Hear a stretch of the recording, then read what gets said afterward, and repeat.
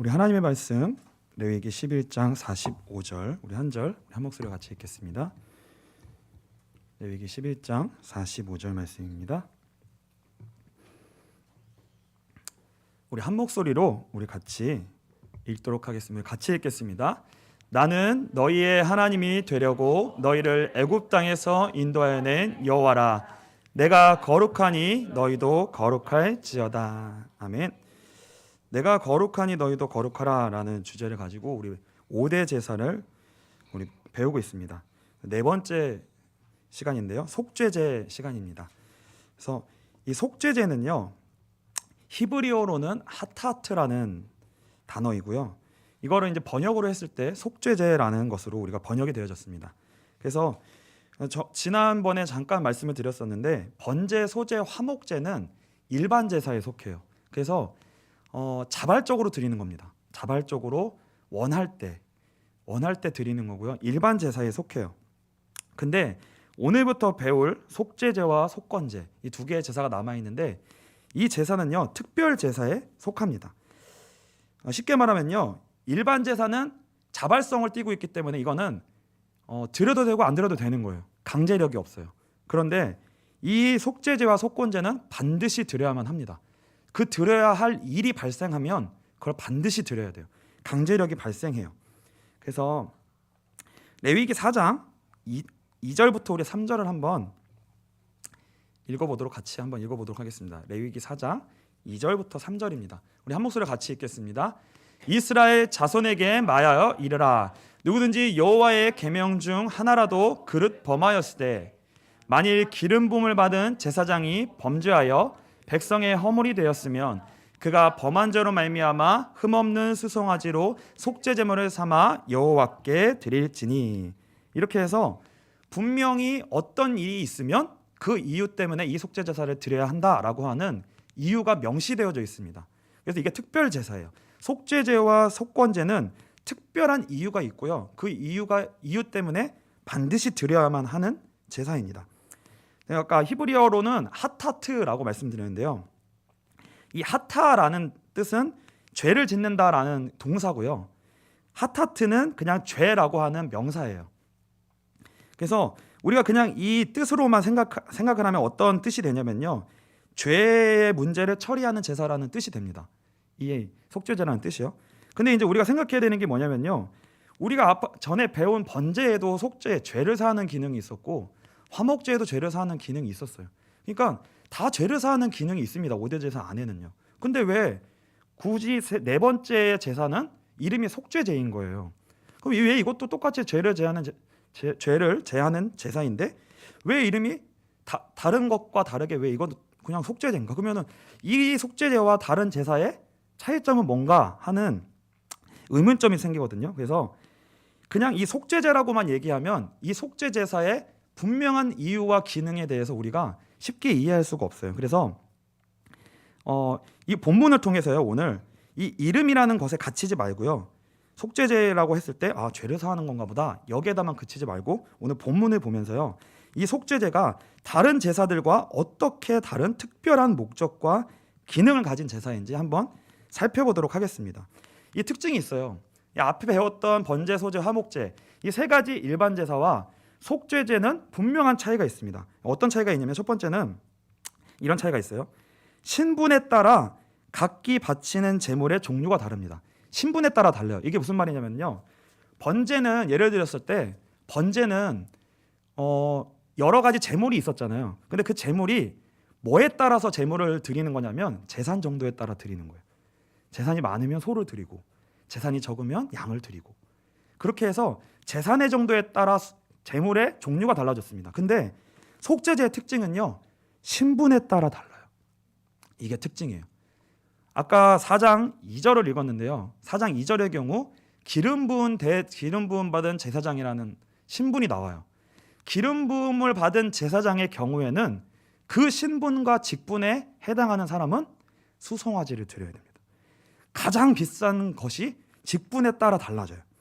이게 속죄제의 중요한 특징입니다.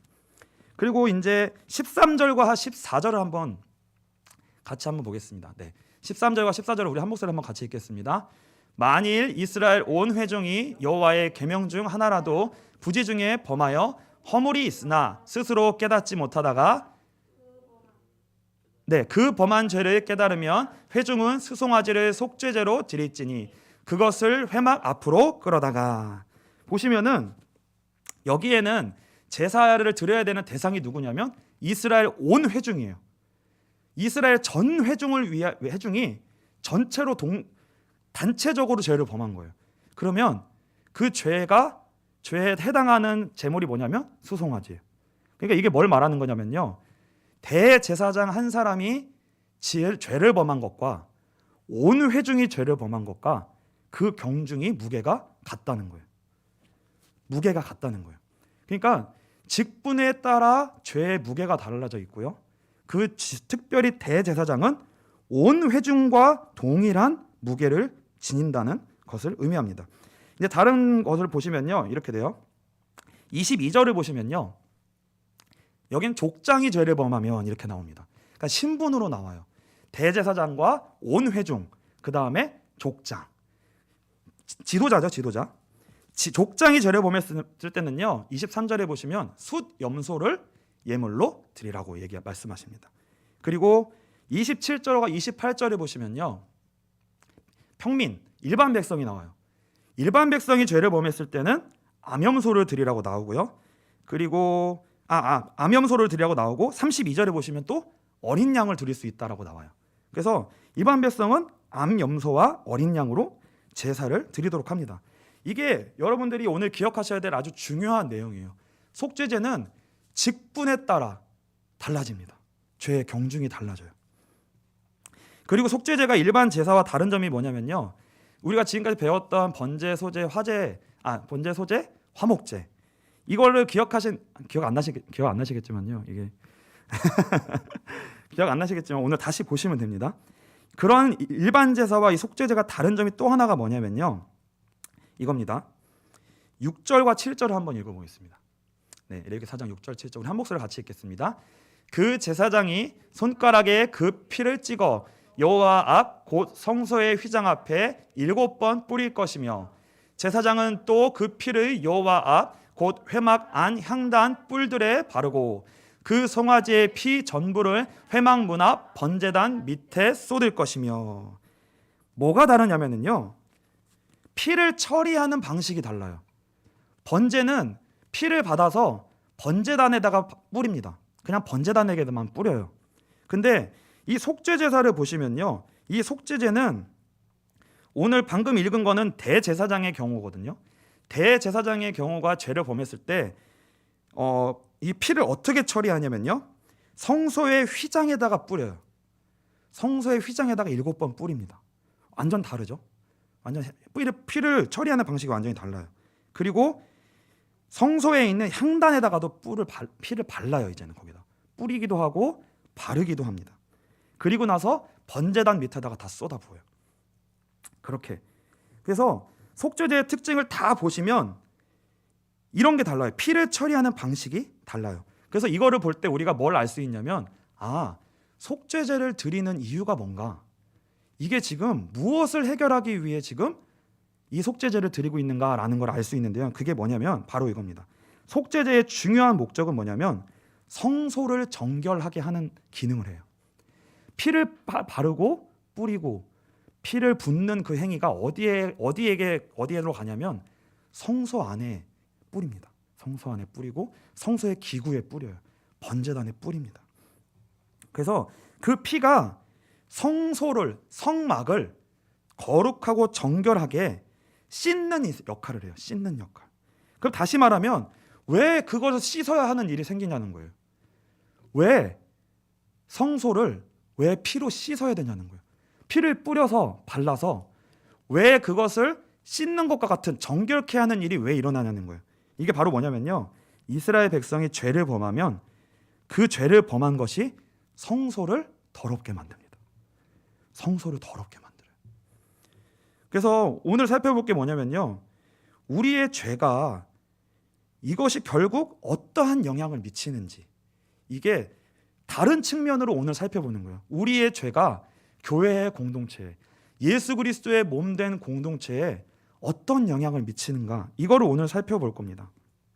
그래서요, 기억하셔야 되는 게 뭐냐면 하나님과 언약을 맺은 언약 백성이 죄를 짓는다. 그것은 곧 무엇을 의미하냐면요, 하나님이 임재하시는 성소를 오염시키고 더럽게 만드는 결과를 초래해요. 그러니까 우리는 내가 죄를 지으면, 우리 번제 같은 경우는 내가 하나님의 심판을 받는 대상이 되잖아요. 그걸로 끝나는 게 아니라 우리 공동체 안에 내가 죄를 범하면 나 하나로 끝나는 게 아니라 그게 성소를 더럽히는 역할을 한다는 거예요. 그 기능을 한다는 겁니다. 다른 말로 하면 오염을 시킨다고 해요. 오염. 근데 중요한 건 죄를 짓는 사람이 누구냐에 따라 오염도가 달라요. 성소로 더럽히는 그 오염 정도가 다르고요, 오염시키는 장소가 달라져요. 그래서 오늘 보시면요, 성막의 구조를 한번, 우리가 이제 성막 만들어 보신 분 우리 계시죠? 우리 저기 임 목사님 통해서 만드신 분 다 기억하시죠? 그리고 많이 목사님께서 이 간지로 또 그림으로 해주셔서 제가 따로 그림은 하지 않았습니다. 성막의 구조는 간단합니다. 문을 열고 들어가면 성막 뜰이 있어요. 그리고 그 앞에 뭐가 있냐면 번제단이 있습니다. 여기서 다 짐승을 잡아요. 그리고 조금 지나가면 물두멍이 있습니다. 손 씻는 데. 그리고 그걸 지나가면 방이 2개가 나오는데 첫 번째 방은 성소예요. 성소. 우리가 아는 성소입니다. 이 성소에는 3가지가 있는데 떡상이 있고 촛대가 있고 향단이 있어요. 향을 피우는 향단이 있습니다. 그리고 그 사이에, 그 앞으로 지나가면 뭐가 있냐면 지성소가 있는데 그 지성소를 가리고 있는 휘장이 있죠. 그 휘장을 지나서 지성소로 들어가면 뭐가 있냐면 언약궤가 있습니다. 그리고 오늘 기억해야 되는 게 뭐냐면 그 언약궤 뚜껑이 있어요. 뚜껑을 뭐라고 얘기하냐면 속죄소라고 얘기합니다. 이 속죄소가 있어요. 이렇게 이 성막이 간단하게 3가지 등분으로 분류되어 있는데, 기억하셔야 되는 게 뭐냐면 아까 4장 2절부터 3절을 봤을 때 대제사장이 죄를 범하였을 경우에 라는 것이 나옵니다. 분명하게 대제사장이 죄를 범했을 때는 그 피를 가지고 어디로 들어가게 되냐면요, 다시 한번 읽어보겠습니다. 4장 2절부터 3절 우리 한번 다시 한번 같이 한번 읽어보겠습니다. 같이 읽겠습니다. 이스라엘 자손에게 말하여 이르라. 누구든지 여호와의 계명 중 하나라도 그릇 범하였으되 만일 기름 부음을 받은 제사장이 범죄하여 백성의 허물이 되었으면 그가 범한 죄로 말미암아 흠없는 수송아지로 속죄 제물을 삼아 여호와께 드릴지니. 이렇게 돼 있고요. 5절부터 7절을 보겠습니다. 네, 그 대제사장이 죄를 범했을 때 어떻게 하게 되는가? 다시 한번 볼게요. 5절부터 다시 7절까지 한번 같이 읽겠습니다. 기름 부음을 받은 제사장은 그 수송아지의 피를 가지고 회막에 들어가서 그 제사장이 손가락에 그 피를 찍어 여호와 앞 곧 성소의 휘장 앞에 7번 뿌릴 것이며, 제사장은 또 그 피를 여호와 앞 곧 회막 안 향단 뿔들에 바르고 그 송아지의 피 전부를 회막문 앞 번제단 밑에 쏟을 것이며. 쉽게 말하면 대제사장이 죄를 범하면 그 죄로 말미암은 오염이 성소에 미치게 되는데 어디까지 미치게 되냐면 성소 휘장까지 그 오염이 정도가 미치게 된다는 거예요. 가장 중요한 지도자가 범죄했을 때 그 교회 공동체 안에 미치는 영향이 그만큼 크다는 거예요. 그만큼 크다는 겁니다. 그래서 성소 가장 깊은 곳까지 휘장에 7번 피를 뿌려야 될 정도로 성소 그 가장 깊은 곳까지 오염이 미치게 돼요. 그리고요, 향단에다가도 피를 바릅니다. 그러니까 그 성소의 기구에까지 이 오염이 미치게 돼요. 그리고 마지막 번제단. 번제는 그 제사를 드리는 가장 중요한 장소잖아요. 우리의 죄를 대신하여 죽는 그 제물이 죽어지는 그 곳, 하나님께 제물이 바쳐지는 그 곳이 오염된다는 거예요. 가장 중요한 장소가. 근데요, 그 다음에 뭐가 나오냐면 전체 회중이 죄를 범한 게 나와요. 그러니까 전체 회중이 하나님 앞에 죄를 범하면 동일하게 또 동일한 수준의 오염이 성소에 임하게 된다는 겁니다. 그래서 동일하게 오염이 돼요, 성소가. 그래서 그리고 22절, 25절을 보시면 분명한 차이가 나옵니다. 22절을 보시면 족장에 대한 내용이 나오는데요. 25절을 한번 보겠습니다. 좀 크게 해주시겠어요? 우리 25절. 네, 25절을 한번 같이 읽도록 하겠습니다. 같이 읽겠습니다. 제사장은 그 속죄 제물의 피를 손가락에 찍어 번제단 뿔들에 바르고 그 피는 번제단 밑에 쏟고. 여기까지입니다. 그러니까 족장은 이 속죄제를 드렸을 때 그 피를 어디에다 뿌려야 되냐면 성소까지 들어가지 않아요. 쉽게 말하면 족장이 죄를 범한 영향력은 성소까지 미치지 않는다는 거예요. 어디까지만 미치냐면 성막 뜰에게까지만 미친다는 거예요. 번제단은 성막 뜰에만 있거든요. 그래서 번제단 뿔에 피를 바르고 번제단 밑에 쏟습니다. 그렇게 해서 성소의 오염을 정결케 하는 역할을 해야 돼요. 그래서 우리가 죄를 범하는 것은 우리의 인생에만 미치는 것이 아니라 그것이 우리 공동체에 그대로 미친다는 것을 분명히 기억하셔야 됩니다. 그래서 속죄제는 뭐냐면요, 내가 하나님 앞에 예배드리고 죄사함을 받는 것은 나 한 사람의 문제로만 끝나야 되는 것이 아니라 나로 말미암아 영향력이 미쳐진 것, 나의 범죄로 말미암아 영향력이 미친 것까지 해결해야 된다는 거예요. 내가 범죄함으로 말미암은 영향력이 나에게 옆에 있는 사람에게 갔다, 우리 교회에게 왔다. 그러면 우리 교회의 공동체에 그 오염이 묻어났다는 거예요. 그것까지 해결해야 된다는 거예요. 하나님은 거기에까지 우리에게 죄 사함을 요청하시고 우리의 거기까지 해결해야 될 것을, 죄 문제를 해결해야 할 것을 말씀하시는 거예요. 죄가 미치는 영향력입니다. 어디까지 이 죄가 영향력을 미치는가. 그래서 일반 백성은요 더 오염도가 낮죠. 그래서 일반 백성은 그냥 평민은 번제단, 성막들, 번제단에 동일하게 처리합니다. 성막들에게까지만 가요, 오염도가. 근데 이제 제일 중요한 거는 뭐냐면요, 여러분들이 레위기를 읽어보시면 레위기는 한 지점을 향해 달려가요. 딱 주제가 한 곳을 향하여 딱 달려갑니다. 모든 제사가 한 가지 날을 향하여 다 달려가요. 그게 뭐냐면 레위기 16장의 대속죄일입니다. 16장 30절부터 34절을 한번 우리 한 목소리로 한번 같이 읽겠습니다. 같이 읽겠습니다. 이날에 너희를 위하여 속죄하여 너희를 정결하게 하리니 너희의 모든 죄에서 너희가 여호와 앞에 정결하리라.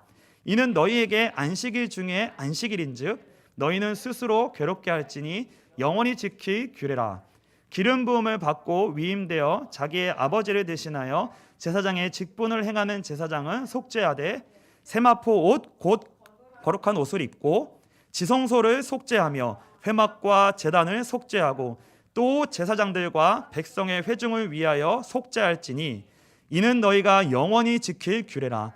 이스라엘 자손의 모든 죄를 위하여 1년에 한 번 속죄할 것이니라. 아론이 여호와께서 모세에게 명령하신 대로 행하니라. 이 대속죄일이 1년에 딱 한 번 있는데요, 이날은 어디를 정결케 하는 날이냐면 지성소까지 정결케 하는 날이에요. 그러니까 속죄제로 계속해서 속죄제를 드림으로 말미암아 본인의 죄를 속할 뿐만이 아니라 그 본인의 영향력이 미쳤던 성소와 성막들과 성소를 정결케 하는 이 속죄제를 계속 드려야 돼요. 그런데 그것으로 다 해결되지 않습니다. 죄가, 성소가 오염된 것들이 다 제거되지 않아요.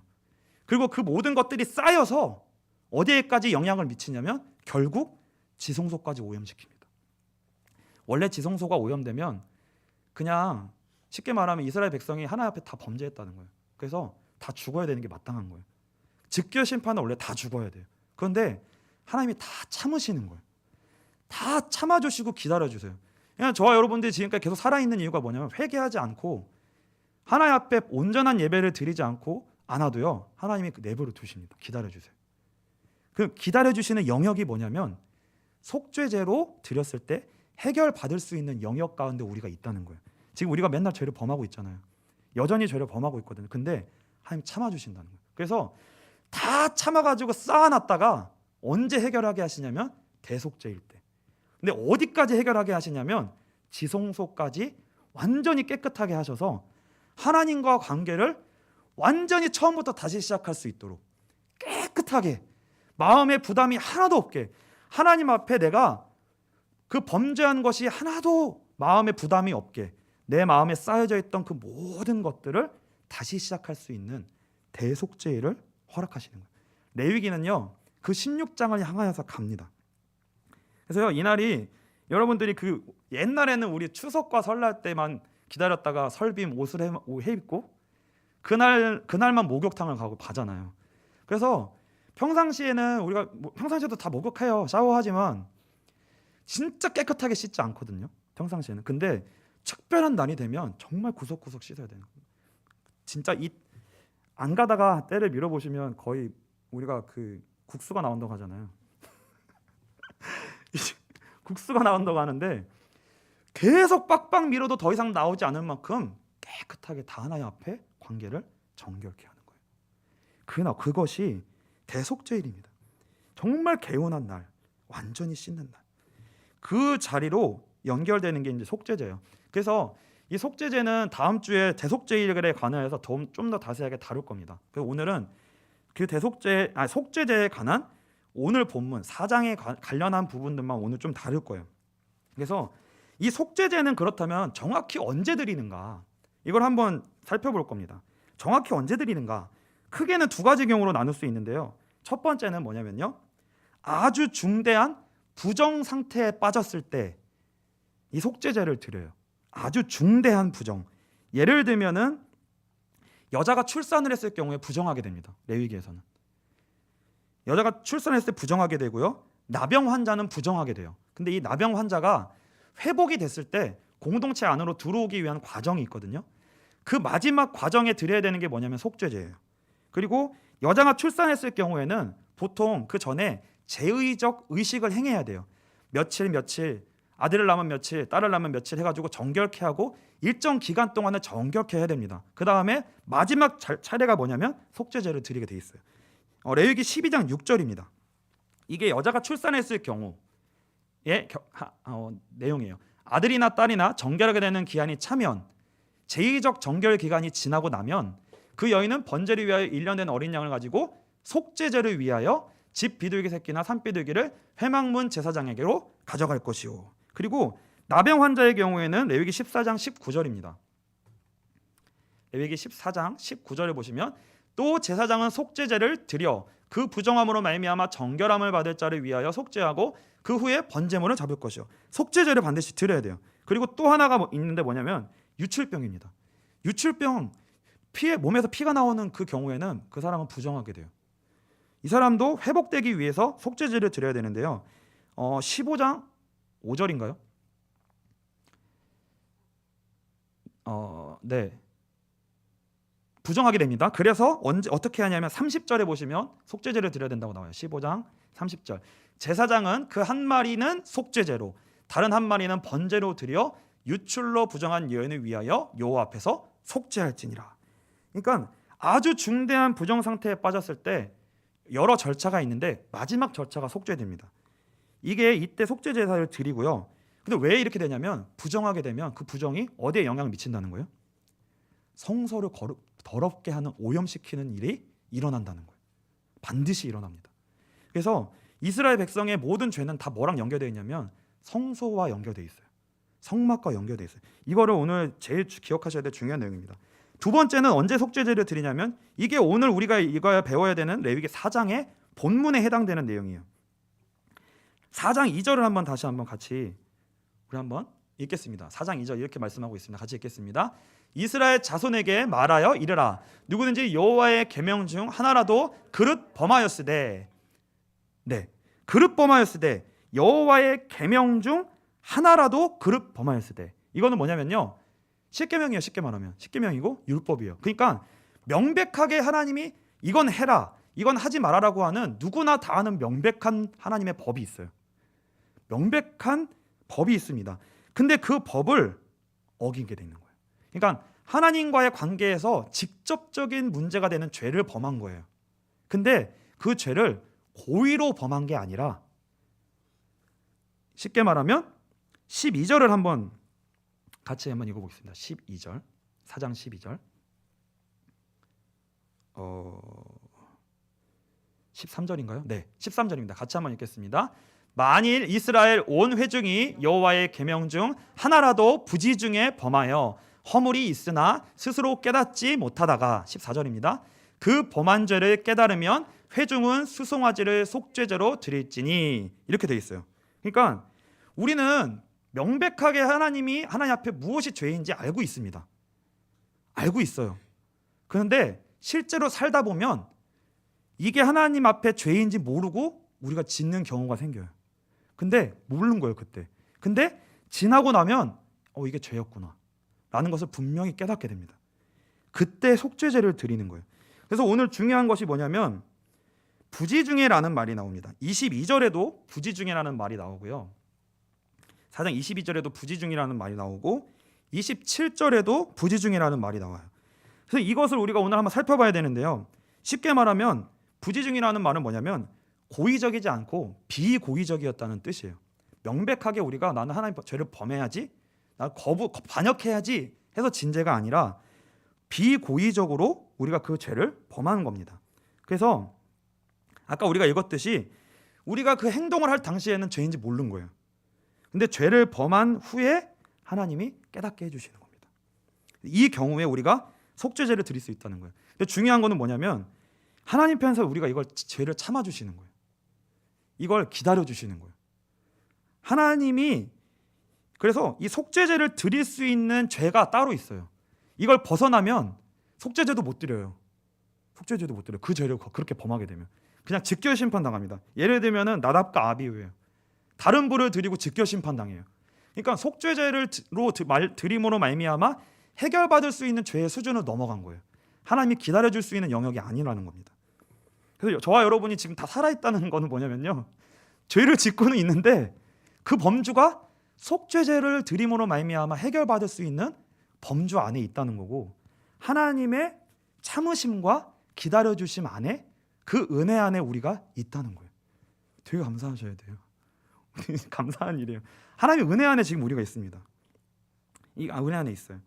그래서 이제 우리가 이제 기억해야 될 거는, 오늘 이제 살펴볼 거는 뭐냐면요, 그렇다면은 번제와 속죄제의 차이를 좀 분명하게 아셔야 오늘 속죄제의 내용이 더 풍성하게 알 수 있습니다. 번제와 속죄제의 차이가 뭐냐면요, 우린 번제를 이미 배우셨는데요, 번제도 죄를 사하는 것이잖아요. 근데 이 번제는 여러분이 무엇으로 기억하시면 되냐면 원죄를 해결하시는 거라고 보시면 됩니다. 번제는 원죄를 해결하는 거예요. 여기에 번제가 말하는 죄는 원죄라고 보시면 돼요. 이 원죄가 뭐냐면요, 이런 겁니다. 원죄는 인류의 대표인 아담이 하나님의 명령을 고의적으로 어기고 반역한 죄예요. 고의적으로 어기고 반역한 죄입니다. 인류의 대표로서 범한 죄예요. 그래서 이 죄에는 반드시 무엇이 따르냐면 형벌, 심판, 책임이 따릅니다. 이 죄에는 반드시 책임이 따라요. 그게 뭐예요? 죽음이에요. 그래서 아담이 범죄한 그 죄는 반드시 하나님 앞에 죽을 죄였던 거예요. 근데 이 아담이 지은 죄는 온 인류를 대표한 죄였습니다. 그래서 아담은 인류의 대표였기 때문에 그 죄에 모든 인류가 참여하게 된 거예요. 저와 여러분은 태어나지도 않았는데 우리랑 상관도 없는 때에 아담이 범죄했는데 우리가 이미 그 범죄한 것에 참여한 자가 됐다는 거예요. 대표성의 원리로서요. 이게 원죄예요. 우리의 죄가 아닙니다. 여러분 때문에 일어난 일이 아니에요.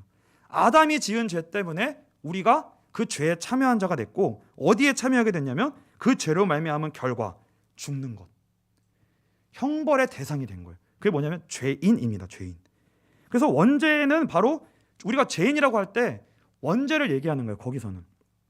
그래서 태어나면서부터 원죄 가운데 태어나서 하나님 앞에 죽을 수밖에 없는 분노와 심판의 대상이 된 거예요. 그뿐만이 아니라 죽은 이후에 지옥에 가게 되는, 이게 원죄의 결과예요. 이게 진짜 무서운 거거든요. 히브리서 9장 27절입니다. 한 번 죽는 것은 사람에게 정해진 것이요 그 후에는 심판이 있으리니. 그래서 번제는 뭐냐면요, 그 원죄를 해결하는 거예요. 그 원죄로 말미암은 죄를 해결하면서 그 원죄로 말미암은 책임과 형벌이 면제되는 거예요. 이 원죄가 해결되어야지만 뭐가 해결되는 거예요? 죄의 책임, 죽음이 면제되고 하나님의 진노와 심판의 대상에서 그게 지나가게 되는 거예요. 그리고 지옥에 갈 수밖에 없는 그 지옥 권세에서 해방되게 되는 겁니다. 이게 번제로 말미암아 해결되는 거예요. 이게 어떻게 해결되는 거냐면 예수 그리스도를 믿음으로 말미암아 단번에 이 원죄의 문제가 해결됩니다. 십자가에서 예수님이 해결하신 거예요. 단번에 이 원죄를 해결하셨어요. 원죄를 해결되면 어떻게 되는 거예요? 심판과 분노와 죽음이 면제되는 거예요. 그래서 우리가 영생을 얻게 된 거잖아요. 그렇죠? 그래서 지옥에 가지 않는 거예요. 하나님의 나라로 가게 되는 거예요. 이게 번제 안에 담겨 있는 복음의 의미입니다. 근데 중요한 것은 이걸 이제 신학적인 용어로는 칭의라고 얘기해요. 의롭다 칭함을 받았다. 의롭다 칭함을 받았다. 근데 이제 우리가 이것과 더불어 이제 속죄제를 이해하려면요, 중요한 건 뭐냐면 이 칭의 구원을 받은 이후에 여러분 죄를 안 지으시나요? 지으시나요? 의롭다함을 받은 의롭다한 칭의 구원을 받았는데 저와 여러분은 여전히 죄를 짓습니다. 이게 뭐냐면요, 왜 이러냐면 우리는 태어나면서 원죄만 물려받은 게 아니라 하나를 더 물려받았어요. 아담으로부터. 그게 뭐냐면 오염된 죄성을 우리는 물려받았습니다. 이 죄성을 물려받았어요. 아담이 선악과를 따먹을 때 생각과 감정과 의지, 전 인격으로 하나님을 거부했습니다. 하나님을 반역했어요. 그 마음이 부패한 거예요. 오염된 거예요. 그 본성이 우리에게 그대로 우리가 그것을 물려받았습니다. 그래서 우리는요, 본성 자체가 우리 안에 갖고 있는 본성 자체가 아담을 닮은 거예요. 저와 여러분이 아담의 후손이에요. 아담의 후손이에요. 선악과 따먹은 그 본성을 그대로 갖고 있다는 거예요, 우리가. 그래서 의롭게 칭함을 받은 신자라 할지라도 저와 여러분은 지금도 생각으로 죄를 짓고 있고요. 생각만이 아니라 그냥 골수에 그게 차 있어요. 성향 자체가 죄를 생산해냅니다. 가만히 있어도 생각이 죄로 가고, 말이 나가고 마음에서 그걸 생산해내요.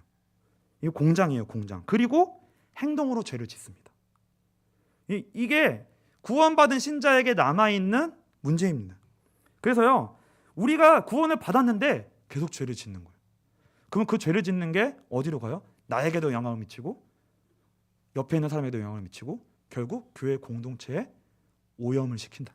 오염을 가져온다는 거예요. 성전된 우리가 오염되고 그리스도의 몸된 교회가 더러워지더라는 거예요. 이 우리 안에 있는 죄성으로 말미암아 짓는 죄로 말미암아. 그래서 그것이 어떤 결과를 낳냐면 한 가지의 결과를 낳습니다. 딱 하나예요. 하나님의 임재가 충만하게 임하지 못해요. 저와 여러분 안에 답답한 게 뭐예요? 구원받았는데 왜 답답해요? 하나님의 임재가 충만하게 누려지지가 않는 거예요. 왜? 뭔가 우리 안에 자꾸 막히는 게 있어요. 계속 막히는 거예요. 그리고 교회 안에 예배 때마다 하나님의 임재가 충만하게 임해야 되는데 막혀 있는 거예요. 그게 딱 한 가지의 문제입니다. 하나님의 은혜가 충만하게 임할 수 없는 결과를 낳아요. 이것이요. 그래서 여러분 기억하셔야 되는 게 뭐냐면요, 교회라고 하는 것은 반드시 예수 그리스도의 피가 뿌려짐으로 말미암아 거룩하게 된 의롭다 하심을 받은 하나님의 백성들이 모이는 곳입니다. 저 여러분들이 교회가 되었고 하나님의 자녀가 되었다는 것은 예수 그리스도의 피 뿌림이 여러분에게 뿌려졌다는 거예요. 칭의, 여러분은 의롭다 칭함을 받은 자들이라는 거예요. 이건 완전히 법적으로 명확한 하나님의 피값으로 여러분들이 받은 구원이에요. 이거는요, 흔들 수 없는 명확한 은혜입니다. 여러분들은 지옥 권세에서 건진받은 자들이에요. 그리고 그 죄사함을 받았다는 증거로 어떻게 되었냐면 성령이 여러분 안에 내주하십니다. 그래서 성령 하나님이 친히 여러분이 하나님의 자녀라는 걸 보증하세요. 우리 에베소서 1장 3절과 4절 또 7절과 13절 같이 한번 읽겠습니다. 에베소서 1장 3절부터 우리 한 목소리로 같이 읽겠습니다. 찬송하리로다. 하나님 곧 우리 주 예수 그리스도의 아버지께서 그리스도 안에서 하늘에 속한 모든 신령한 복을 우리에게 주시되 곧 창세전에 그리스도 안에서 우리를 택하사 우리로 사랑 안에서 그 앞에 거룩하고 흠이 없게 하시려고. 우리에게 주신 은혜가 이 은혜라는 거예요. 근데 이것이 어떻게 연결되냐면 7절입니다. 7절 같이 읽겠습니다. 우리는 그리스도 안에서 그의 은혜의 풍성함을 따라 그의 피로 말미암아 속량 곧 죄사함을 받았느니라. 이게 뭐예요? 원죄가 해결됐고 칭의, 의롭다함을 받았다는 거예요. 그런데 이것이 또 어디로 연결되냐면 13절로 연결됩니다. 같이 읽겠습니다. 그 안에서 너희도 진리의 말씀 곧 너희의 구원의 복음을 듣고 그 안에서 또한 믿어 약속의 성령으로 인치심을 받았으니, 죄 사함을 예수를 믿음으로 죄 사함을 받은 자에게 보증으로 누가 오신다는 거예요? 성령이 내주하셔서 도장을 찍으셨다는 거예요. 보증이에요. 보증. 도장을 찍으셨습니다. 얘는 내 백성이야. 얘는 피가 뿌려진 자야. 용서받은 자야. 내 자녀야. 도장을 딱 찍은 거예요. 그게 성령이 내주하시는 겁니다. 그래서 진짜 구원받은 사람은 어떻게 되냐면요, 성령의 통치와 인도하심을 받게 돼 있어요. 바깥에서 누가 말해서 가는 게 아니라 여러분 안에 성령의 역사하심과 인도하심과 통치가 있어요. 여러분 안에 그 통치가 있는가를 기억하셔야 돼요. 누구 말을 들어서 가는 게 아니라 여러분 안에 하나님이 여러분을 인도하십니다. 그 내적인 음성을 따라 길을 걷는 거예요. 다른 사람이 말하는 게 아니에요. 여러분 안에 성령이 여러분 안에 일하십니다. 분명히 일하세요. 그래서 이제는 저와 여러분 마음에 율법이 새겨진 거예요. 바깥에 율법이 있지 않아요. 여러분 안에 있어요. 누구 말을 들을 필요가 없습니다. 여러분 안에 성령이 계시고 성령으로 말미암아 율법이 여러분 안에 있어요. 안에 새겨졌어요. 예레미야 31장 33절입니다. 같이 읽겠습니다. 그러나 그날 후에 내가 이스라엘 집과 맺을 언약은 이러하니 곧 내가 나의 법을 그들의 속에 두며 그들의 마음에 기록하여 나는 그들의 하나님이 되고 그들은 내 백성이 될 것이라. 여호와의 말씀이니라. 분명히 말씀하고 있죠. 법을 우리 속에 두겠다. 우리 속에 두겠다. 에스겔 36장 25절부터 28절입니다. 같이 읽겠습니다. 맑은 물을 너희에게 뿌려서 너희로 정결하게 하되 곧 너희 모든 더러운 것에서와 모든 우상 숭배에서 너희를 정결하게 할 것이며 또 새 영을 너희 속에 두고 새 마음을 너희에게 주되 너희 육신에서 굳은 마음을 제거하고 부드러운 마음을 줄 것이며 또 내 영을 너희 속에 두어 너희로 내 율례를 행하게 하리니 너희가 내 규례를 지켜 행할지라. 내가 너희 조상들에게 준 땅에서 너희가 거주하면서 내 백성이 되고 나는 너희 하나님이 되리라. 죄사함 받은 자는 어떻게 인도함을 받는다고요? 성령의 인도하심을 받는다. 오후 예배 때 성령이 우리의 소속을 만들어 가신다라고 말씀하셨잖아요. 노준사님 통해서. 그러니까 저와 여러분이 예수를 믿음으로 구원을 받고 죄사함을 받았다는 가장 강력한 증거가 뭐냐면 성령의 내주예요. 하나님이 밖에 계시지 아니하고 여러분 안에 계십니다. 저와 여러분 가운데 함께하고 계세요. 그리고 율법을 우리 마음에 새겨 놓으셨어요. 우리 마음에 새겨 놓으셨어요. 그래서요, 하나님이 직접 말씀으로 성령 안에서 여러분을 책망하시고요, 성령 안에서 여러분에게 성령께서 여러분을 깨닫게 하세요. 뭘 깨닫게 하시냐면 죄를 깨닫게 하십니다. 그 죄가 뭔지 몰라요.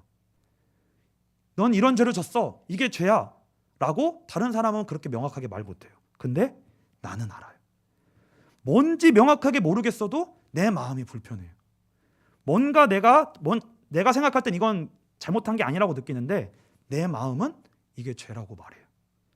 뭐예요? 성령의 책망하심과 인도하심이 기준이 된다는 거예요. 다른 사람의 말이 기준이 되지 않고요, 여러분에게 인도하시는 성령께서 새겨주신 율법에 따라 하나님이 여러분에게 말씀하시고 깨닫게 하시고 책망하게 하십니다. 그래서요, 무엇이 죄냐고 질문하지 않아도 된다는 거예요. 그래서요, 이 부지 중에 지은 죄가 뭔가, 이걸 부연 설명하는 게 레위기 5장인데요 1절부터 한번 4절 한번 같이 한번 읽어보겠습니다. 한번 같이 읽겠습니다. 만일 누구든지 저주하는 소리를 듣고서도 증인이 되어 그가 본 것이나 알고 있는 것을 알리지 아니하면 그는 자기의 죄를 져야 할 것이요 그 허물이 그에게로 돌아갈 것이며, 만일 누구든지 부정한 것들 곧 부정한 들짐승의 사체나 부정한 가축의 사체나 부정한 곤충의 사체를 만졌으면 부지 중이라고 할지라도 그 몸이 더러워져서 허물이 있을 것이요, 만일 부지 중에 어떤 사람의 부정에 닿았는데 그 사람의 부정이 어떠한 부정이든지 그것을 깨달았을 때에는 허물이 있을 것이요, 만일 누구든지 입술로 맹세하여 악한 일이든지 선한 일이든지 하리라고 함부로 말하면 그 사람이 함부로 말하여 맹세한 것이 무엇이든지 그가 깨닫지 못하다가 그것을 깨닫게 되었을 때에는 그중 하나에 그에게 허물이 있을 것이니. 이 1절부터 4절을 보시면 크게 세 가지 종류의 죄로 나옵니다. 첫 번째는 뭐냐면요, 저주하는 소리를 들었는데 그 들은 사람이 저 사람이 저주를 입으로 저주를 말했습니다 라고 증언하지 않아주는 거예요. 다물고 있는 거예요. 근데 이게 본인의 연약함일 수도 있고 여러 가지 이유가 있을 수 있겠죠. 근데 어쨌든 그걸 다물고 있는 거예요. 그러니까 보통 이 저주의 소리라고 하는 건 어떤 때 쓰냐면 맹세나 서약을 했는데 그걸 위반했을 때, 위반하면 그게 저주가 되거든요, 곧. 그러니까 그래서 이것을 뭐라고 기억하셔야 되냐면 정확히 무슨 죄인지 몰라요. 그런데 내가 지었던, 저 사람이 지었던, 결국 나의 죄겠죠. 근데 그게 뭐냐면 하나님과의 관계에서 오는 여호와의 이름으로 망령되게 일컫는 것을 저와 여러분들이 그 일을 부지중에 행했거나 그걸 들었거나 했는데 우리가 그걸 인식하지 못하고 있다가 깨닫게 됐을 때, 그게 뭔지 몰라요. 너무나도 많은 신뢰들이 있겠죠, 우리의 삶 가운데. 근데 하나님이 그거를 대하여 다 듣고 계시더라는 거예요. 우리가 어떻게 생각하고 말하고 실제로 행동했는가를 하나님이 다 보고 들으시면서 그 중에서 우리 마음에 책망하시는 거예요. 그 부분은 너 하나님 앞에서 잘못한 거야. 나는 이거 내 수준에선 이건 잘못한 게 아닙니다 라고 아무리 말해도 마음이 불편한 거예요. 하나님은 너 그게 잘못한 거야. 너 안에 계시는 성령 하나님의 통치 안에 너가 벗어나고 있어. 너는 네 기준대로 사는 게 아니라 성령의 통치에 순종해야 돼 라고 하나님이 말씀하신다는 거예요. 그러니까 그 기준은 다 달라요. 왜? 여러분 안에 계신 성령이 통치하시는 게 기준이에요. 다른 사람이 야, 그 정도는 괜찮아. 근데 내 속은 안 그런 거예요. 아무도 몰라요. 그리고요, 중요한 것은 그래서 십계명에 관련된 것과 어겨지는 일과 다 관련된 거예요. 그리고 두 번째는 뭐냐면 부정에 접촉하게 된 거예요.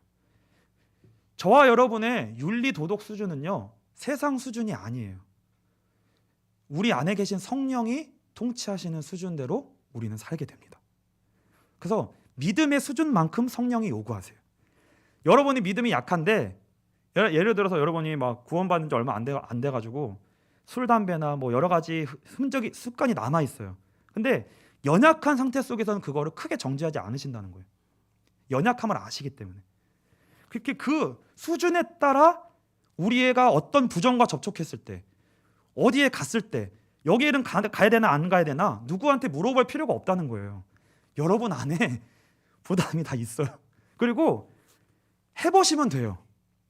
심각한 죄가 아니라면 해보세요. 해보시고 이게 진짜 부담, 하나님 볼 때 이게 나에게 주신 기준선이 있구나.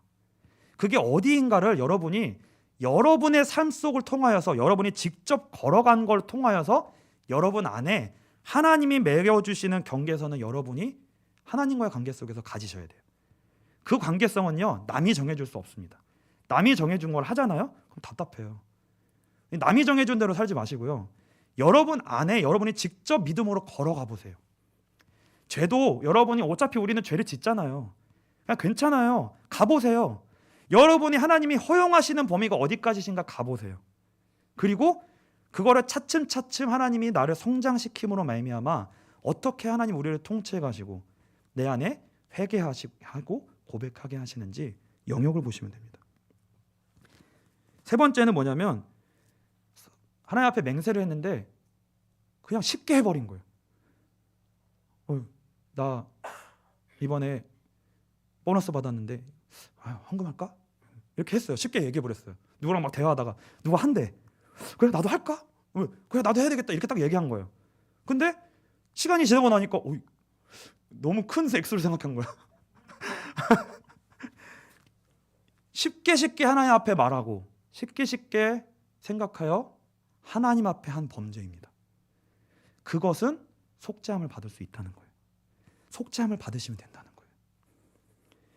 그래서 무엇이 다 관계된 거냐면 저는 분명하게 기준선을 제시합니다.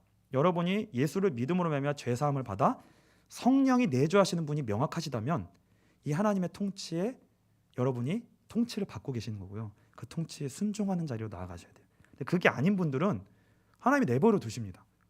괜찮아요. 근데 그 은혜를 받으신 분이라면 여러분의 생각과 말과 모든 것들은 다 하나님 앞에서 계산되게 돼요. 그리고 그 모든 우리의 부지 중에 범한 죄들은 하나님과 관계에서 우리가 그 선을 알지 못해 범죄한 그것은 다른 사람은 아니지만 나에게서는 하나님이 그걸 꼭 고백을 받으시고 우리 안에서 그 죄 문제가 해결되도록 하나님이 은혜를 허락해 주신다는 거예요. 그 시간은 충분히 주셔요. 여러분이 하나님과 관계에서 그것들을 잘 보시면 됩니다. 여러분의 말과 생각으로, 행동으로 교회 안에서, 하나님 앞에서, 사람 앞에서 어떻게 내가 부지 중에 그동안 많은 것들을 했는가. 근데 그것을 내가 알매도 불구하고 아직 해결하지 않은 것들 저와 여러분 사이에 있습니다. 분명히 내가 알아요. 부담이 있어요. 그로 말미암아 예배가 은혜가 되지 않아요. 예배가 은혜가 되지 않는 것이 뭐냐면 하나님의 통치입니다. 하나님의 통치예요. 그것은 반드시 하나님과 관계에서 해결해야 될 게 있다는 거예요. 그리고 그것을 해결하지 않은 채 여러분들이 예배를 드리잖아요. 그러면 그 예배가 어떻게 된다는 거예요?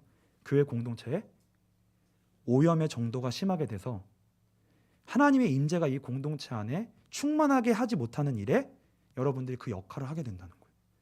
이건 구원받은 자에게만 해당한 거예요. 하나님의 통치를 받는 자에게만 해당하는 겁니다.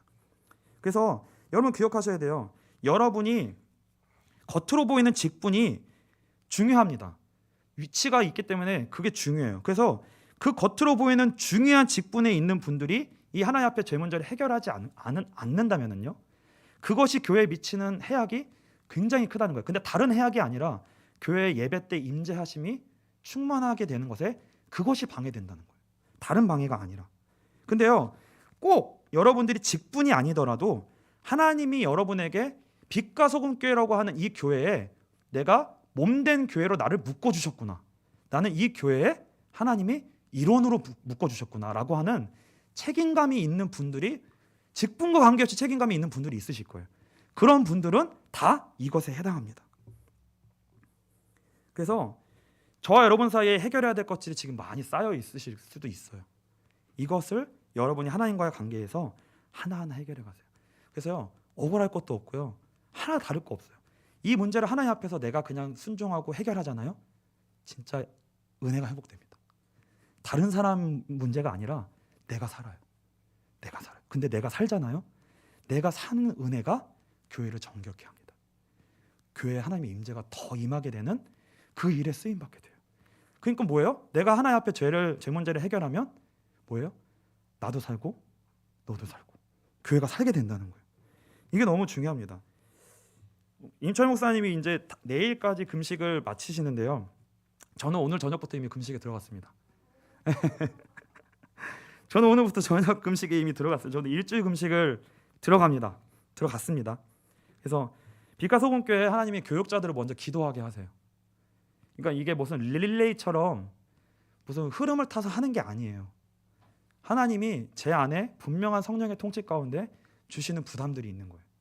그런데 그것이 있기 때문에 하는 거예요. 그냥 돌아가서 뭐 흐름을 타갖고 하고 금식을 하는 사람이 어디 있어요? 저는 뭐 몸도 좋지도 않은데 흐름 타갖고 했다가 뭐 누구한테 책임을 어떻게 저기 하겠어요? 책임 목사님한테 뭐 제가 원망불평해봤자 책임 안 져주시거든요. 제 안에 성령께서 주시는 제가 해결해야지 못하는, 제가 모르는 사이에 쌓여져 있었던 하나님과의 관계에 해결되지 못했던 죄성이 쌓여짐으로 말미암아 제 안에 하나님의 임재를 가리고, 그것이 또 제 안에 제가 처리하지 못했던 만큼 교회 안에 제가 은혜도 끼쳤겠지만 여러 가지 저도 모르게 영향력을 미쳤던 죄성의 영향력이 있다는 거예요. 이 교회에 여러분들에게 그게 흘러나갔겠죠. 그게 여전히 있다는 거예요. 근데 하나님이 그걸 해결하게 하시는 거예요. 해결하라는 거예요. 그래서 교역자가 각각 하나님이 보시기에 이 교회에서 어느 정도 죄의 오염도에 영향을 미쳤는지 분량은 다르겠죠. 근데 저한테는 하나님이 7일이라는 시간을 주셨어요. 제 여러 가지 뭐 건강과 여러 가지 생각했을 때 저에게는 7일이라는 부담을 주셨습니다. 그래서 분량과 경중은 다를 거예요. 그런데 분명 교역자들에게 하나님이 정하신 분량이 있고 이 교회에 교역자로부터 먼저 정결케 해서 교회 안에 오염을 해결하고 하나님의 임재가 충만하게 하라는 하나님의 통치의 인도하심이 있습니다. 그래서 저도 그 하나님 앞에 철저하게 회개하고 자복하고 그것을 처리할 수 있는 금식의 시간이 될 것 같아요. 그래서 그것을 놓고 기도해 주셨으면 좋겠습니다. 그래서 그리고요, 혹시라도 저도 인지하지 못함으로 말미암아 제가 저 자신을 성령 충만하게 하지 못했고 그로 말미암아 제가 이 교회와 강단을 오염시킨 일들이 있을 거예요. 그래서 그리고 또 저에게 영향을 받으신 분들이 있을 텐데요. 그런 분들께서도 기도해 주시고요.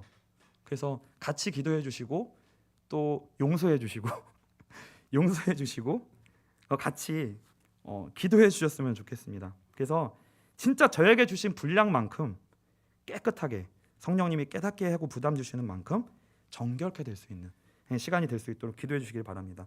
그리고 마지막으로요, 빛과 소금께 하나님이 불러주셔서 책임을 지도록 세우신 분들이 있으실 거예요. 있으실 겁니다. 그래서 여러분의 몫이 있어요.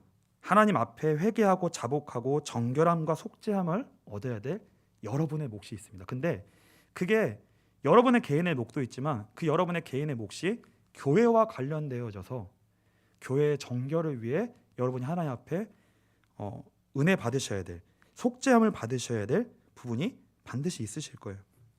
그래서 그것들을 하나님 앞에 차츰차츰 해결해 가시고 또 하나님이 우리 교회에 은혜를 주시면요, 대속죄 같은 날이 반드시 있을 거예요. 매일 예배를 드리든지 특세를 하든지 하나님이 우리에게 성령으로 말미암아 모든 공동체에게 동일한 마음을 주셔서 하나님 앞에 이 모든 이 교회 가운데, 이 교회가 세워진 가운데 이걸 같이 걸어온 가운데 해결하지 못하고 쌓아놓았던 때를 잔뜩 깨끗하게 미는 그 시간이 하나님이 허락하실 거예요. 근데 한 번에 그렇게 가면 안 되잖아요. 차츰차츰 가야 되고 저와 여러분 사이에 각각의 인격을 따라 하나님이 여러분들을 인도하시는 시간들이 필요하기 때문에 그 인도하심을 받으셨으면 좋겠습니다. 그래서 결국 하나님이 우리 가운데 주시고자 하는 축복은 뭐냐면 예배 회복이에요. 근데 그 예배가 깨끗하고 정결하여져서 하나님의 임재가 충만하게 임하는 그 예배입니다. 그 예배가 결국 우리 인생의 모든 문제 해결이에요. 그래서 이 교회 가운데 하나님의 임재하심이 충만해질 것이고요, 거룩한 공동체가 될 것이고 그로 말미암아 사망을 이기고 생명을 낳는 일들이 이곳에 하나님이 그 일을 이루시는 그것을 바라보면서 여러분들이 하나님 앞에 여러분의 죄를 해결해 나가시는 그 은혜가 있게 되시기를 축복합니다. 그렇게 되면은요, 그제야 후대들이 이 교회에 발을 들일 거예요. 그제서야 우리의 하나님이 보내주시는 분들이 이 교회에 발걸음을 기쁜 마음으로, 이곳에 하나님이 임재하시니까, 이곳에 하나님의 구원의 복된 소식이 있으니까, 이곳에 가면 생명이 흐르니까 그 생명을 보고 오시는 분들이 생기는 거예요. 그래서 우리 교회 가운데 그런 은혜가 또 저와 여러분